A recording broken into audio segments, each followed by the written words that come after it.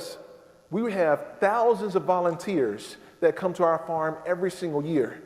Many of them get up early on a Saturday morning, and they come to help labor in love. And we meet some of the most awesome people in the world. Like literally, they are the salt and the light of the earth, okay? And it takes a special person with a special heart.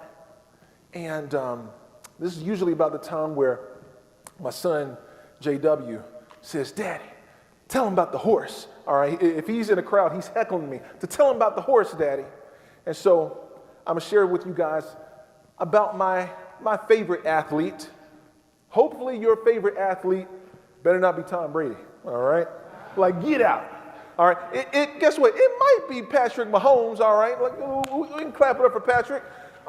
It might even be Jason Brown. But let me tell you what, my favorite athlete of all time isn't even a human being at all, but it's a horse by the name of Secretariat that broke records, set distances in time that still have not been rivaled to this day, even winning the coveted Triple Crown.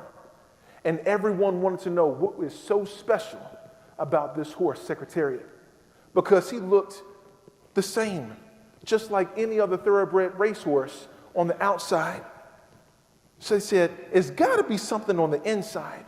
And so posthumously, they performed an autopsy on Secretariat. And the doctors, the veterinarians, they're right there trying to examine what is so special about Secretariat. And they pull out his lungs, and they look beautiful and healthy, just like any other thoroughbred racehorse.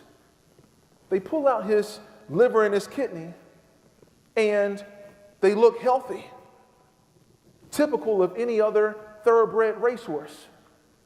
But when they pulled out his heart, they laid it on the table, and they stood back in awe and amazement because they had never seen anything like it before.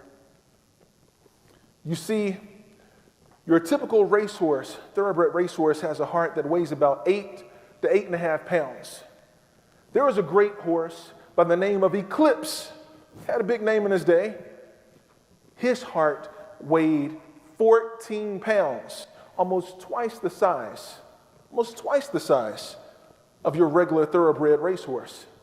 But when it came to Secretariat, his heart weighed in excess of 22 pounds, almost 3 times the size of your average thoroughbred horse.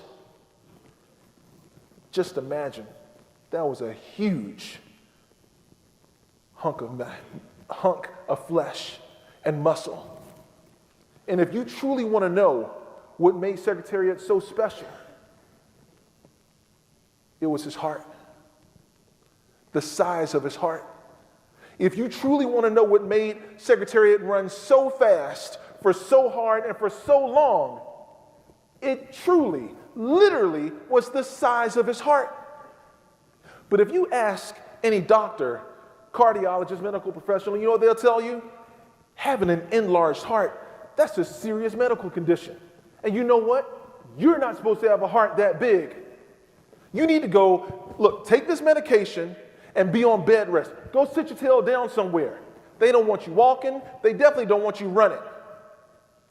But when it came to Secretariat being matched up to his purpose, his true purpose in life, not to pull some cart or some wagon, but literally go out there on the track and run, that's when he set the world ablaze and on fire, because he was matched up with his purpose. And my question to every single one of you guys is, how big is your heart? Have you had a heart transplant? How big is your heart? Because it will literally determine how fast you run, how far you will go, and how hard you will drive. So many people, they ask me, and I say I've had a heart transplant. I know that we can conquer all of these problems that we see out here in the world today by giving our best. I've received countless critics from people, and you know what they've said? Yeah, starting a farm, and how much have you grown and raised? And yeah, we've grown, harvested, and donated more than 1 million pounds of food. And you know what some people say? Well, yeah, well, you could have kept playing football and made millions of more dollars and went out and purchased more than that and just donated that. I said, yeah, you know what? That's a valid point. But God didn't call me to throw money at problems.